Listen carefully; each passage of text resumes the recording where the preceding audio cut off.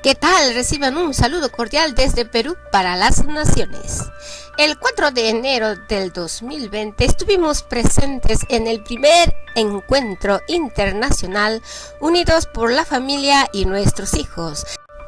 A continuación presentamos la conferencia dada por Agustín Laje. En esta oportunidad vino a desafiarnos con la pregunta: ¿qué podemos hacer para contrarrestar el sistema ideológico en nuestras naciones? Las manifestaciones multitudinarias ocurridas en América Latina se quedaron ahí. No se generó un poder político que pudiera cambiar y tomar el poder en las naciones. Nos toca ahora a nosotros ser los que generemos las nuevas políticas de cambio que puedan contrarrestar este sistema ideológico que va en contra de la familia, de la vida y de nuestros hijos. A continuación presentamos la conferencia de Agustín Laje, primera parte. Al inglés y al portugués también, y fue catalogado como bestseller internacional de Amazon, ocupando el primer puesto de la categoría política.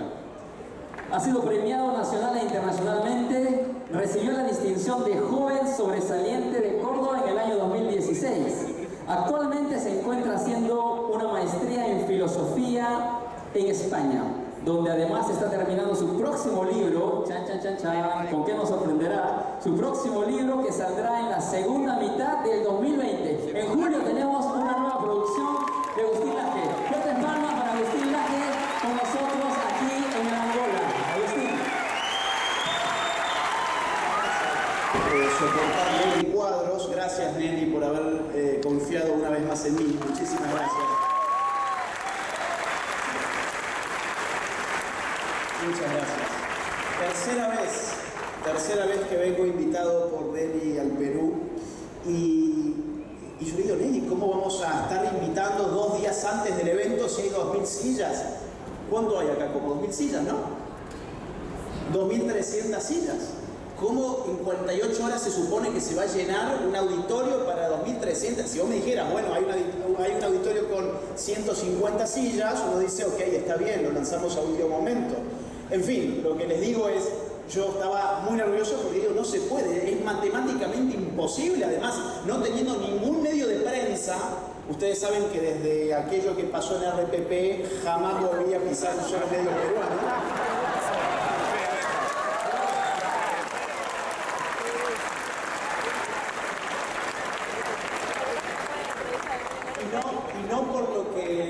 Y no porque no quisiera yo, digo, sino porque realmente hay un cepo mediático. Hay figuras que pueden estar en la televisión y hay otras personas que no podemos estar en la televisión, sobre todo cuando le hacemos pasar un papelón a los progres, ¿no?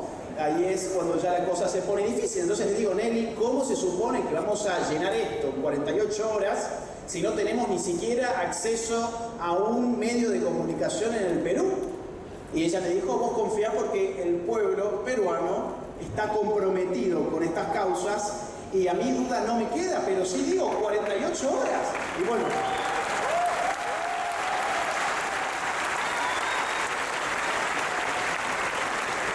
incluso se ha quedado gente afuera y hay gente sentada en las escaleras, hay gente que veo allá arriba, parado en lo alto, no te vayas a caer, porque ahí sí que vamos a tener un juicio importante, así que por favor no. Y gente por todos lados. Si acá hay algunas sillas que creo que han quedado ahora de... ¿No? Ah, están reservadas. Gente que se fueron al baño, ok, bueno. Bueno, en fin, lo que les digo a los del fondo es si se quieren sentar por acá en el piso, etcétera, por mí no hay ningún problema, pueden pasar, hacerlo estar más cómodos, porque pretendo hablar no sé cuánto. Esta charla es totalmente nueva, es la primera charla del año. Es una charla que yo realmente no sé si va a divertir, pero no todo es para divertirse en esta vida. Hay cosas que sirven sin que diviertan, y lo importante es que sirvan. Yo vengo hoy y ya durante 6 meses no voy a volver al Perú porque tengo que concentrarme en los estudios que estoy haciendo en Europa. De modo que espero que realmente esta charla sirva. Cuando llegué al aeropuerto anoche, cuando uno hace esto del trámite de migraciones y le hacen poner la mano, las huellas, me dicen, no, poné solamente tu dedo índice, no los 4 dedos de la mano, porque vos ya viniste muchas veces a Perú. Claro, ahí tiene la computadora donde le figura cuántas veces vine. Y le pregunto, bueno, ¿y cuántas veces vine? Porque ni yo ya sabía. Y me dice, a ver, bueno, más de 10 veces. Y ahí es cuando empiezo a pensar, bueno, 10 veces me la he pasado haciendo diagnósticos. Supongo que muchos de los que están acá han venido a conferencias y mucha gente siempre me ha dicho, bueno, el diagnóstico ya está claro, ahora ¿qué tenemos que hacer? ¿Qué hacemos? Ya sabemos lo que son las feministas, ya sabemos lo que buscan, ya sabemos cómo se mueven, ya sabemos lo que es la ideología de género, ya sabemos la cuestión del aborto. Estuvimos diagnosticando mucho tiempo, pero ¿y ahora qué hacemos? Y la clásica pregunta que surge en el momento del feedback de mis charlas es alguna madre o algún padre de familia que formula, creo yo, mal la pregunta. Porque la pregunta es, ¿qué puedo hacer por mi hijo que se llama Juancito, tiene 15 años y está yendo al colegio y le están diciendo esto, esto y esto, y lo están empezando a engañar? ¿Y qué puedo hacer por mi hijo? Y a mí siempre me ha costado poder responder esa pregunta. En primer lugar porque yo no tengo hijos.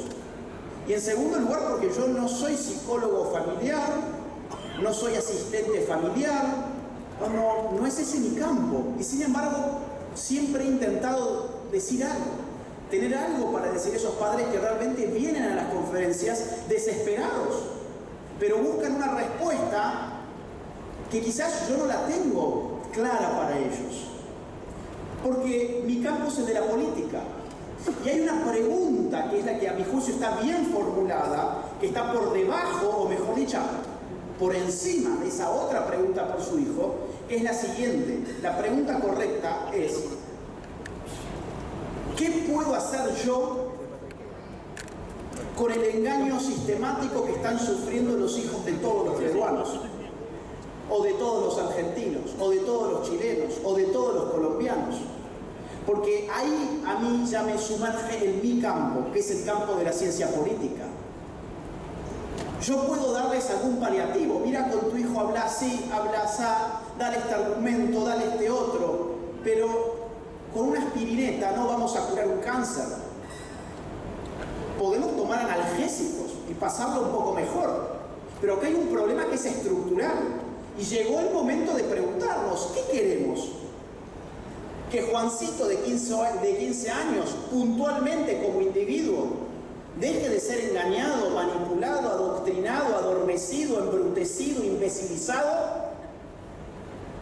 ¿O queremos generar un cambio político que modifique las estructuras de nuestros países, como está pasando en Brasil, como Sara acaba de comentar?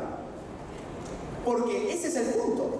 Queremos ir pieza por pieza, tocando con la varita mágica a cada individuo, a cada niño, o queremos modificar el sistema. Y llegó la hora de preguntarse, ¿qué hacemos para modificar entonces el sistema? Ese es el desafío. No salvar a mi hijo, sino modificar un sistema para que deje de pervertir a los niños en general, para que deje de confundir a la sociedad en general, para que deje de utilizar a las mujeres, de resentirlas, de mandarla a una lucha encarnizada contra el hombre. Y esa es una pregunta política. Y esa pregunta obliga a reflexionar sobre el poder. Entonces, mi conferencia de hoy trata sobre el poder. Y trata sobre cómo podemos hacernos nosotros con el poder. Es una charla eminentemente política. Política hasta la raíz de la política. Insisto, no sé si esto es divertido, pero el interés mío en este momento es poder empezar a responder la pregunta ¿qué hacer? ¿Qué hacer? Fíjense ustedes lo que pasó en Argentina. Combatimos al aborto en las calles, ganamos esa batalla, no pudimos articular políticamente al movimiento Provida, ganó Alberto Fernández y el aborto se legisló prácticamente a través de una resolución del Ministerio de Salud. ¿Qué pasó con mis hijos no te metas? inundó las calles del Perú y no pudo articularse políticamente. Tenemos mucha gente que respalda nuestras ideas. Tenemos muchísima gente dispuesta a salir a las calles, a tomar las calles, a decir lo que piensa, a defender a su familia, a defender la vida. Pero esa gente no sabe qué hacer porque no conoce qué es el poder. Entonces, por eso yo creí conveniente hoy traer una charla un poco más densa de lo que habitualmente son, para poder discutir algunos asuntos relativos sobre el poder. ¿Qué es el poder? Max Weber, un filósofo, yo diría uno de los padres de la sociología más bien, definía el poder de la siguiente forma. Poder significa la probabilidad de imponer la propia voluntad dentro de una relación social, aún contra toda resistencia y cualquiera que sea el fundamento de esa probabilidad. El poder es la capacidad de decir, esta es mi voluntad y esta voluntad tiene importancia para la sociedad. Esta voluntad debiera regir la sociedad. Nosotros no tenemos voluntad de poder.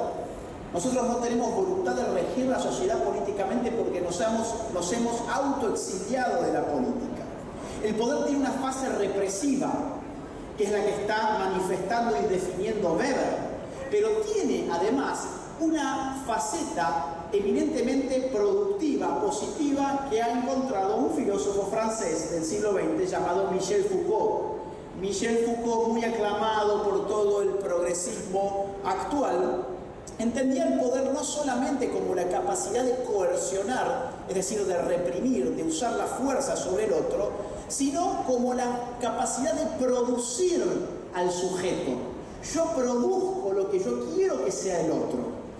Dice Foucault, hay que cesar de describir siempre los efectos del poder en términos negativos. O sea, dejemos de describir el poder simplemente como que excluye, reprime, rechaza, censura, abstrae, disimula, oculta. De hecho, el poder produce realidad.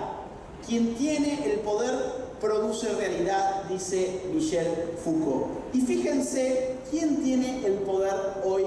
Esto es un video, ahora le voy a poner el play para que ustedes puedan verlo. La pregunta que quiero poner ahora sobre la mesa es ¿quién tiene el poder hoy?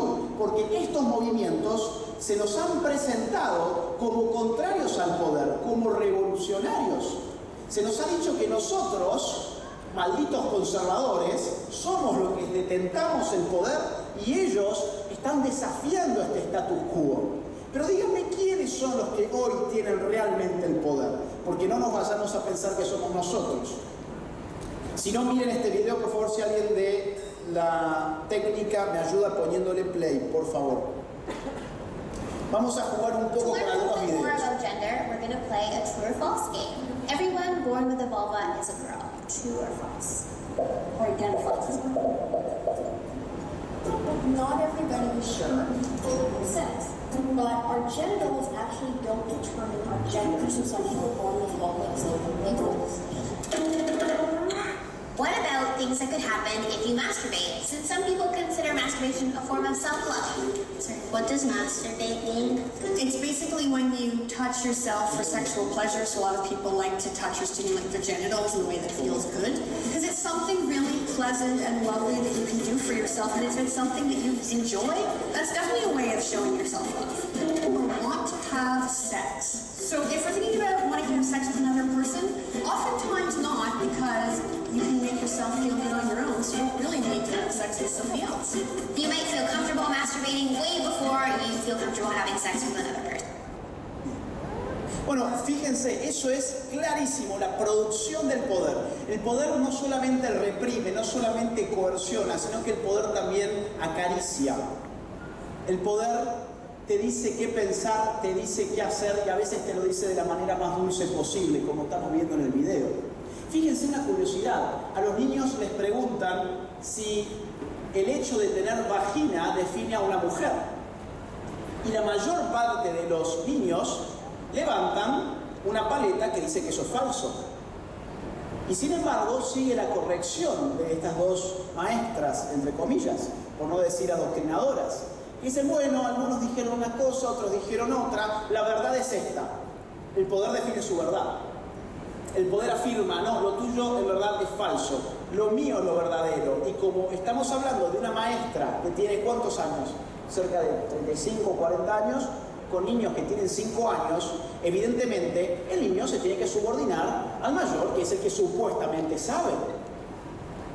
Vamos a ver este otro video para entender cómo el poder tiene una faceta no productiva, sino en este caso represiva. ¿Qué pasa cuando uno saca los pies del plato? Estamos viendo situaciones escolares. Esta es una situación escolar más. I think it's silly to have anything other than two genders. That, okay. Anything else? Could you please keep that opinion to your own house? Thank you. Not in the So you get to put your opinion out in class, and my No, I am not my putting, opinion has to stay I am inside. not putting my opinion. I'm not putting my opinion out. I am stating what is national school authority policy. Okay? That's not scientific whatsoever. Not every policy is scientific, Murray. I know what you think, and I know what the authority thinks. I know what the authority's point of view is very clear that we make no discrimination on the grounds of various... I wasn't making discrimination. I'm simply saying there are two genders, male and female. Yeah. Anything else is a personal identification. Sorry. Fíjense que ahí estamos frente a un alumno que decide rebelarse frente a las caricias del maestro, ¿no? A este alumno se le ha enseñado que en verdad no hay dos sexos, sino que hay una pluralidad de géneros y que la autoidentificación es el principio de la realidad. Esto es, si yo me identifico como mujer, entonces la realidad se transforma con arreglo a mi propia autoidentificación. Y este alumno dice, eso no es científico.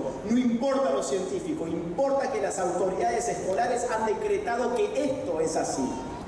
Y vos vas a tener problemas con las autoridades si seguís repitiendo lo que estás diciendo. El poder seduce, pero cuando uno no se deja seducir por el poder, lo que acontece seguidamente es un palazo en el medio de la cabeza.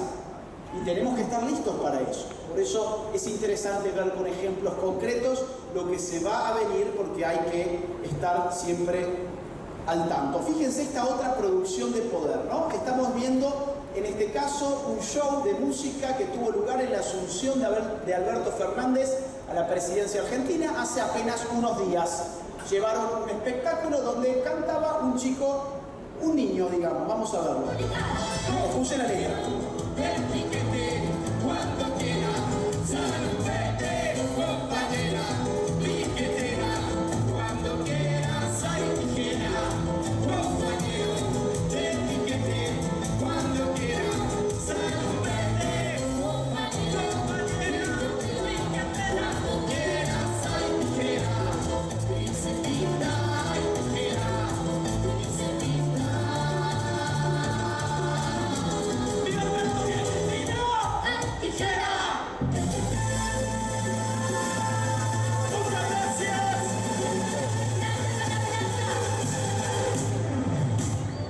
Esto está pagado con nuestros impuestos, les aclaro. Y supuestamente, claro, lo que los medios están vendiendo es que esto es una revolución. Yo no sé si ustedes escucharon bien la letra, yo no la quiero repetir, ¿no? Bueno, voy a hacerlo entonces. Compañero piquetero, los piqueteros son estos movimientos sociales que cortan las rutas, ¿no? Cuando quiera sale un pete, compañera piquetera, cuando quiera sale tijera. Y finalmente termina con una especie de beso con un travesti, un niño, ¿no?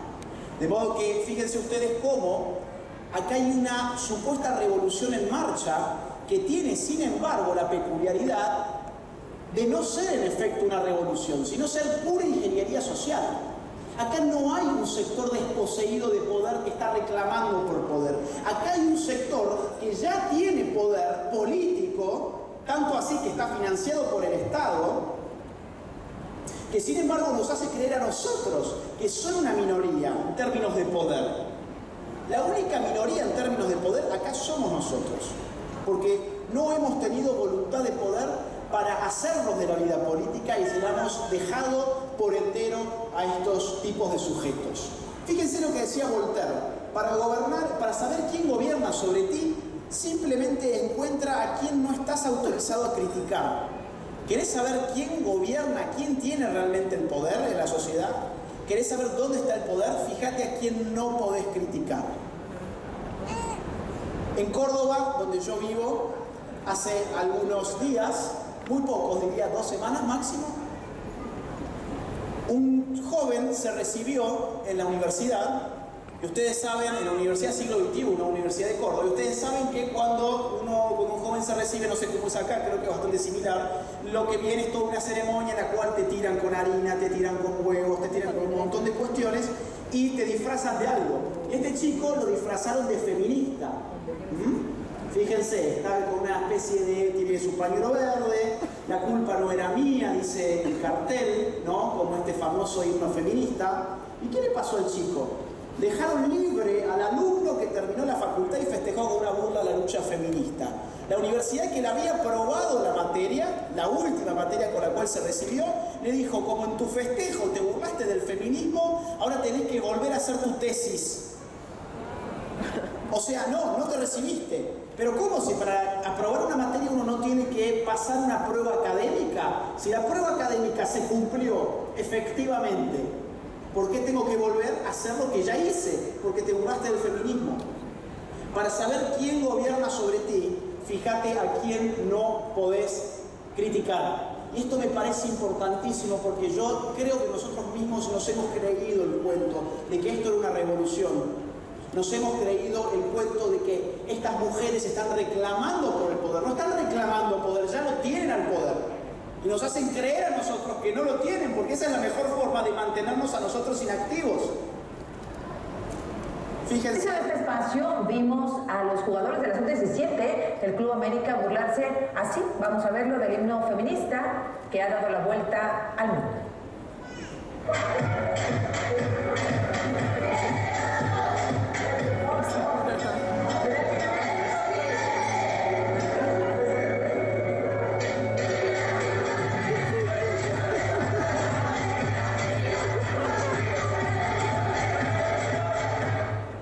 El Club América ya emitió un comunicado. Héctor González Villalba, ¿qué dice el club, Héctor? Buenas noches. Así es, Azuela, en relación a esto que ya mencionabas, penoso, pues imágenes, el Club América ha manifestado lo siguiente. Algunos jugadores, me permito leerlo, algunos jugadores del equipo Sub-17 bailaron una pieza que se ha usado para alentar contra la violencia de género en varios países. Investigaremos lo ocurrido de manera expedita y tomaremos medidas disciplinarias. También dice el América, la coyuntura amerita adelantar un serio proceso de capacitación en la prevención de temas de violencia de género y en el uso adecuado de redes sociales. Finalmente, dice el Club América, Azucena, no compartimos ni solapamos actitudes que fomenten la violencia. Nos sentimos orgullosos de nuestros valores dentro y fuera de la cancha. Por ello, creemos que de este desafortunado incidente podemos aprender todos y con educación ayudar a combatir la violencia de género con iniciativas lideradas por expertas en la materia. Directiva y jugadores nos sentimos